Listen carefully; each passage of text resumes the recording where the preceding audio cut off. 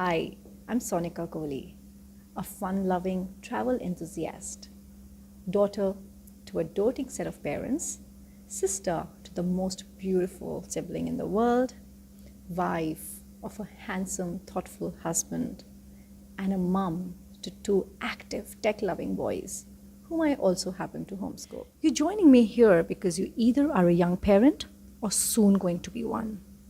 Either way, I hope you'll enjoy and take back some key notes for yourself. Let's turn back time momentarily.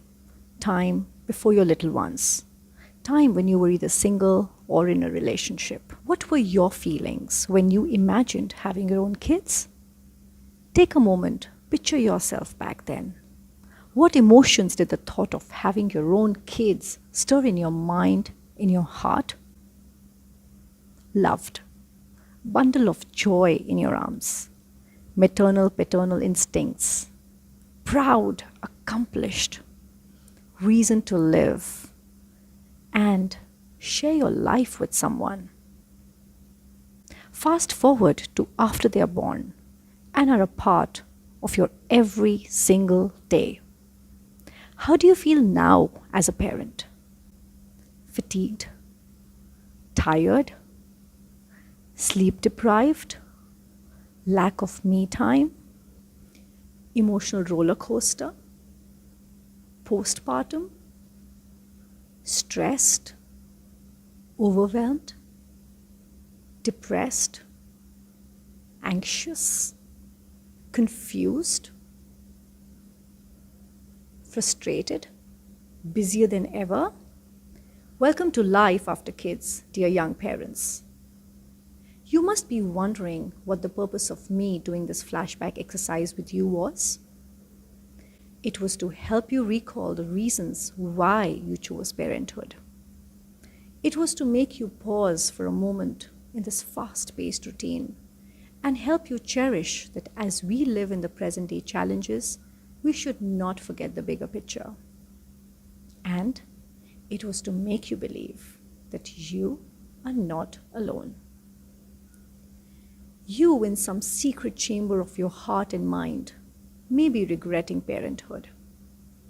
Questions like, what was I thinking then? What made me do this? How did I end up here?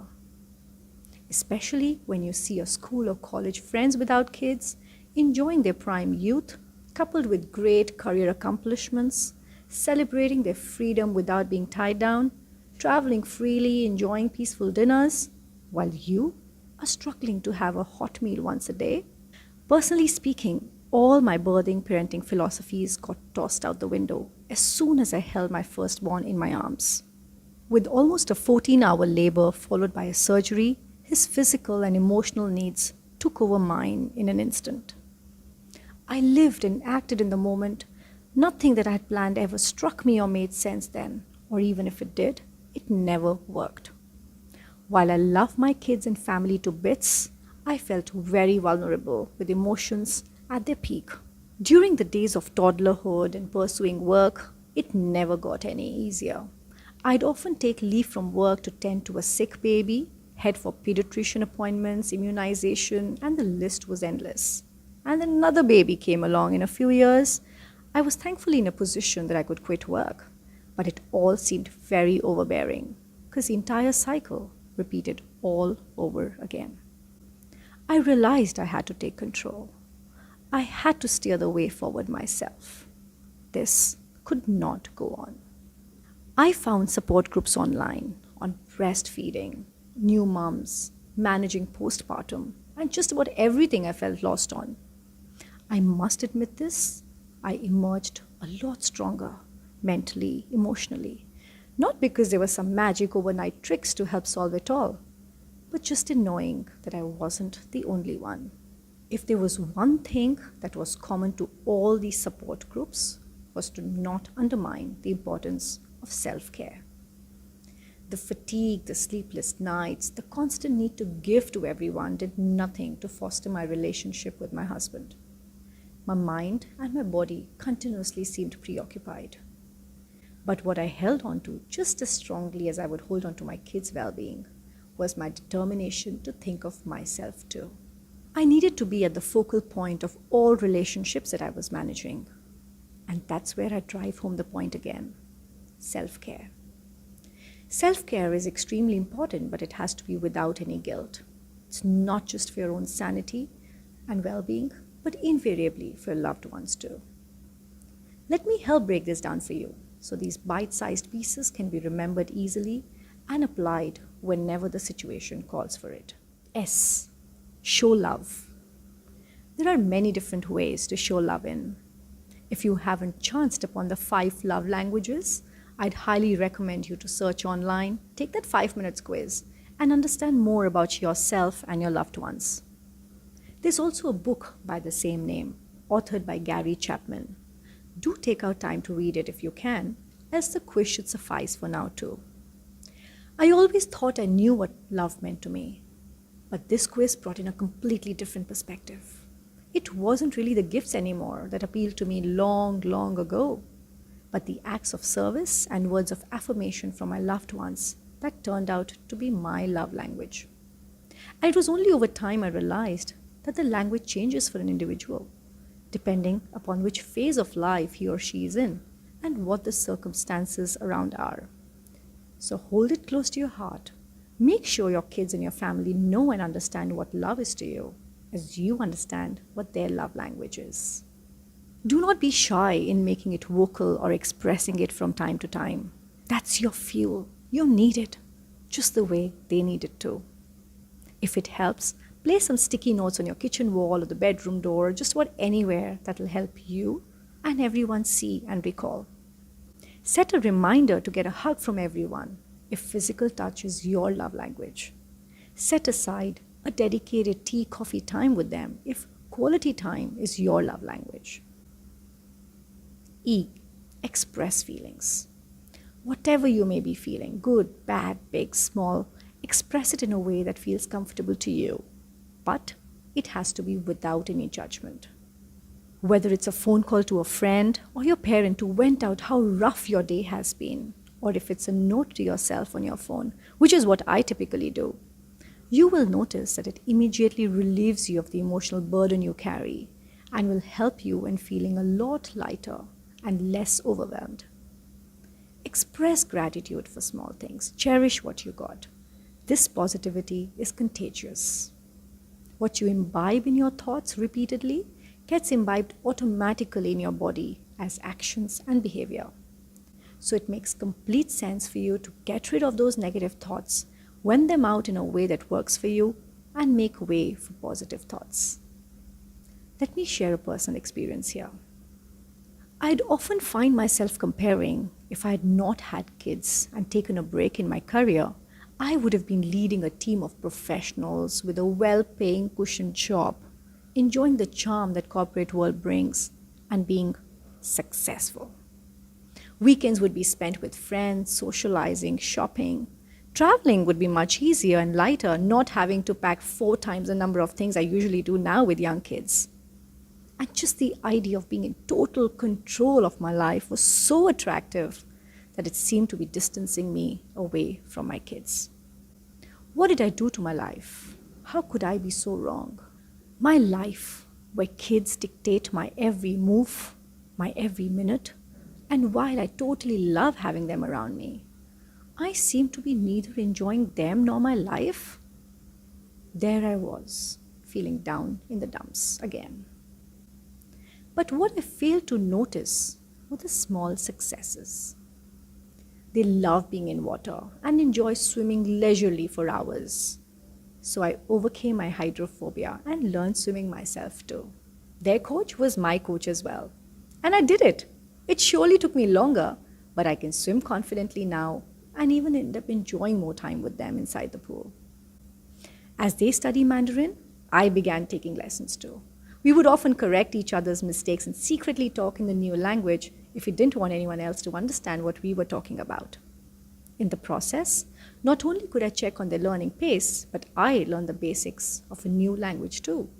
Since they enjoyed nature walks, I happened to let go of my OCDs and got super comfortable with getting dirty on the sand and being able to enjoy nature the way it's supposed to be. I'm becoming a better cook too, as I take the kids' feedback seriously and continuously try and bring perfection to my recipes. So while I may not have been successful in my career, I surely attribute these small successes to the kids in my life. L. Let go. This one is hard, yes. How do you let go of kids screaming and fighting every few hours? How do you let go of kids being on screen most parts of the day? How do you let go of laundry and other chores not getting done? How do you let go when your to-do list never ends and you're constantly burning out? Remember one thing. Even if you're a superwoman or a superman, there'll be never a day when everything on your to-do list will always get done. What I've come to realize and learned over these years, sometimes the hard way, is to let go what doesn't get done. If it was a pressing need, it would have gotten done by now anyway. And if it's something that can wait, it will need to wait some more. My husband would often call me a procrastinator because I always had a long list of things to be done. And while I didn't like it initially and felt incompetent, I've come to appreciate it a lot more now. Why, you'd wonder? Because many tasks wouldn't need to be done at all while I waited. They'd simply just fall off the list. So how do you let go? Acceptance. Just think of how overwhelming something feels right now. A big burden you're struggling to carry? Just think of how the task will feel in a few months down the line. Manageable, under control to an extent? And how that'll feel in a few years. Insignificant, not even worth a thought maybe. So let go, my dear young parents. You're already doing enough. F. Forgive. We are not perfect by any means. And neither should we even aspire to be perfect. As they say, there is no such thing as a perfect parent. So just be a real one. Kids need to see us making mistakes, accepting them, and learning from them. Else, you'd be painting a very unrealistic picture for them and setting them up for a disaster later on when they fall and have nothing to look up to. Our kids need to see the flaws we all have, that we are all continuously learning from our mistakes and trying to be a better version of ourselves, one day at a time. Forgive yourself, your spouse, your kids, and move on. A fellow homeschool mom once told me, and it struck me ever since, kids are the worst bosses, and I could not agree more. If there's one thing that fatigues me more than the level of physical and mental exhaustion, it's the feeling of ingratitude that my kids show. And I'm ashamed to admit, I was the same as a kid. Just the way I didn't see my mom doing so much through the day, trying to make both ends meet, ensuring we have fresh, nutritious, home-cooked food on table for each meal, to even giving in happily to all my cravings and dishing up special stuff each time, I was never grateful enough. And my kids don't see it either. So I must learn to forgive and move on. Ultimately, things do get better with time. C. Couple goals. Heard or read about this but not sure how to go about it? Ask me. I never knew how important this was. It seemed all too good when you'd read up about it, but the day-to-day challenges would push this somewhere to the back burner to come back to it later and attend. And that, believe me, never happened. My aunt once told me, although I still don't fully believe, she always wanted me to stay dressed up at home, especially more when it was time for my better half to return home after a day's work.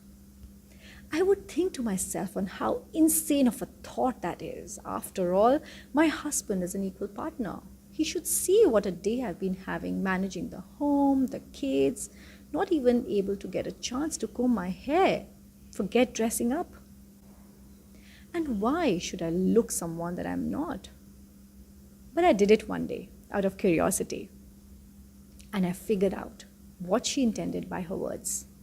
It was not for my husband to see, appreciate, compliment, but it was for myself. I felt good with a renewed sense of energy. No matter how difficult the day was, when I dressed up and looked good, I felt good within. And that automatically made my conversations more meaningful, more driven, and made it better for everyone around me too. I never knew how something that sounded so trivial and insignificant could do wonders to my state of mind. I would recommend you try it once and see if it helps in your relationship building. Apart from this, set some time aside with your spouse. Watch a movie together, binge on Netflix, cook together, fold laundry together. Just pick up any time when your hands could be busy, but your thoughts are connected to each other's. Go for groceries, hang out together at the playground when kids are busy at play. And if nothing seems possible, just sit down for evening tea and unwind for the day, or a wine after dinner when kids are asleep. Make friends with kids' friends' parents and meet up. So while the kids are busy at play, you get your own adult time too. Trust me, this is hard and takes effort, but you'll thank me and whoever has ever told you the same. Kids will eventually grow, will no longer want or need you around them all the time, will have a life of their own, read busy life, and will eventually make you empty nesters someday. But the one you'll have with you is your spouse. If you do not find the time and make an attempt now to feel connected with him or her, your empty nest may be devoid of feelings, communication, empathy, moral support at a time when you need all of these the most. When we did get a few opportunities in the past, my husband and I left the kids with their grandparents, who, by the grace of God, most willingly agreed to keep them and spent a few nights away on a holiday. After moving to Singapore and not having that kind of a support system around, we would arrange play dates, step out for coffee every couple of weeks, or put them to bed and sit by the poolside on pleasant evenings. And if nothing seemed possible, just watch a movie in bed and sip wine when they're asleep. It really doesn't have to be an elaborate or a well-planned affair. Just some moments together, you both can get a chance to be companions that you were before the kids came along. A. Ask for help. It could be from anyone, your spouse, kids, parents, neighbors, friends. And most often, you will get the help. It's just that we're too shy or hesitant to ask. And that help when you receive, I must say, is great comfort and solace and stands you in good stead. You cannot do it by yourself. Have you heard of the saying, it takes a village to raise a child? Anne Douglas, a parenting author and speaker, added to it by saying, if it takes a village to raise a child, it takes a village to support that child's parent. I must admit I'm guilty of losing temper, yelling sometimes, getting mad at the kids, even snubbing them occasionally, not expressing love enough when I'm having a rough day myself. But I do make sure I seek help, talk, ask whoever I deem fit or is available, and get the help I need. So I do not feel overwhelmed. R. Reward yourself. No matter how old, everyone loves a reward. Gift yourself. Be the gift of time to read a book over coffee, or to go out for a favorite meal with your girlfriends or guy friends. Go for a massage, pedicure, pamper yourself on a girl's date. Occasional breaks from the family without any guilt are important and help you come back rejuvenated with your cup full. I remember going on yearly trips with my ex-colleagues as a very young mom. Those outings and time away from family served as a tonic to me. I loved my solo time and would come back totally refreshed to take on the world.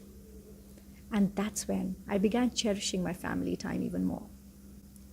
So each time you get this feeling that nothing is going your way and you need a break, step out. I don't get to take those yearly trips anymore, but I do spend some weekend evenings with a set of mums and we talk and charge up. Another visit I do look forward to are breakfast mornings every month with a group of parent-ed mums. That gives me the adult time I need and a clarity on how things must be. E. Exercise. I am guilty myself of not doing this enough. This could be any kind of workout. Long walks, breathing exercises, meditation, yoga, dance. just some time for your body, your heart, with focus on your health and well-being. I mostly use my shower time and combine it with some kind of exercise, either deep breathing or stretching, and sometimes even alongside cooking, when I could start skipping and stretching my body for a few minutes. It all adds up. Take any chance to recharge.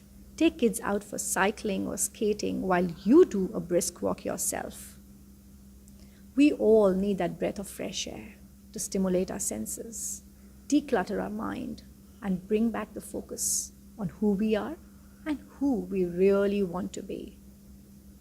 So remember, my dear young parents, you are not alone. Parents have been there, done that, and survived. Remember to follow self-care, yes, but without guilt. If you'd like to share your story with me or know more about what we do, how we do follow us on Instagram at KKids Homeschool. Thank you for joining me, and I wish you a very happy, blessed, and rewarding parenting journey. Hope to meet you sometime soon. Good day. I think I could do with a little bit faster.